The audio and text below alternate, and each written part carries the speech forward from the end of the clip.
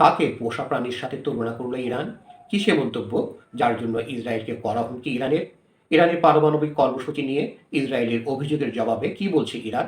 আসসালামু আলাইকুম দর্শক, চোখ রাখুন বার্তা নির্যাসে, সাথে থাকুন সাবস্ক্রাইব করে। ইসরায়েলকে ইরানের পররাষ্ট্রমন্ত্রী আব্বাস আরাকচির হুঁশিয়ারি, মনিবের অবাধ্য হলে শিক্ষা দেবে ইরান।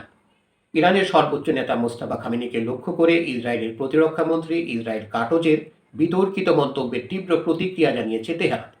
ইরানের পররাষ্ট্রমন্ত্রী আব্বাস আরাকচি বলেছেন, দেশটির জনগণ ও নেতৃত্বের বিরুদ্ধে যে কোনো হুমকির জবাব তাৎক্ষণিক ও শক্তিশালীভাবে দেওয়া হবে। মঙ্গলবার এক বিবৃতিতে আরাকচি বলেন, আমাদের জনগণ ও দেশের নেতৃত্বের বিরুদ্ধে যে কোনো ধরনের হুমকি তাৎক্ষণিক ও শক্তিশালী প্রতিক্রিয়ার মুখে পড়বে। এর আগে ইসরায়েলের প্রতিরক্ষা মন্ত্রী ইসরায়েল কাটোচ মন্তব্য করেন, ইরানের সর্বোচ্চ নেতা মোস্তফা খামেনিকে হত্যার জন্য চিহ্নিত করা হয়েছে।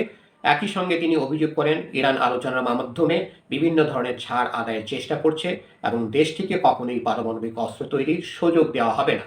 ইসরায়েলি গণমাধ্যমে প্রকাশিত বক্তব্যে কাটোচ বলেন, ইরানিরা দক্ষ ব্যবসায়ীর মতো আলোচনায় সুবিধা আদায়ের চেষ্টা করছে, তবে ইসরায়েল কোনো অবস্থাতে ইরানকে পারমাণবিক অস্ত্র অর্জন করতে দেবে না। কাটোচের বক্তব্যের জবাবে আরাকচি যুক্তরাষ্ট্রকে ইঙ্গিত করে কড়া ভাষায় মন্তব্য করেন। তিনি বলেন, ইসলামাবাদ সমঝোতা স্মারকের শর্তগুলো একেবারে স্পষ্ট এবং সবার জন্য উন্মুক্ত। প্রেসিডেন্ট ডোনাল্ড ট্রাম্প যুক্তরাষ্ট্রের পক্ষ থেকে তেল আবিবের তাদের পোষা প্রাণীদের নিয়ন্ত্রণে রাখার প্রতিশ্রুতি দিয়েছেন। তারা যদি তাদের অভিভাবক তথা মনিবের কথা না শুনে, তাহলে ইরান তাদের শিক্ষা দেবে। আরাকচির এই মন্তব্যে তিনি যুক্তরাষ্ট্রের প্রতি ইঙ্গিত করে বলেন, ইসরায়েলকে সংযত রাখার দায়িত্ব ওয়াশিংটনে। বিশ্লেষকদের মতে ইরানের সর্বোচ্চ নেতাকে নিয়ে ইসরায়েলের প্রতিরক্ষা মন্ত্রীর এমন মন্তব্য দুই দেশের মধ্যে চলমান উত্তেজনাকে আরও বাড়িয়ে দিতে পারে।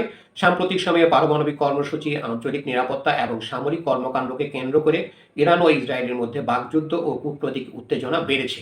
এই পরিস্থিতিতে উভয় পক্ষের এমন কঠোর ভাষার বক্তব্য মধ্যপ্রাচ্যের নিরাপত্তা পরিস্থিতিকে আরও জটিল করে তুলতে পারে।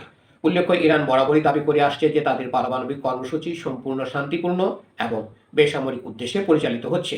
অন্যদিকে ইসরায়েল অভিযোগ করে আসছে, তেহরান গোপনে পারমাণবিক অস্ত্র তৈরির সক্ষমতা অর্জনের চেষ্টা করছে।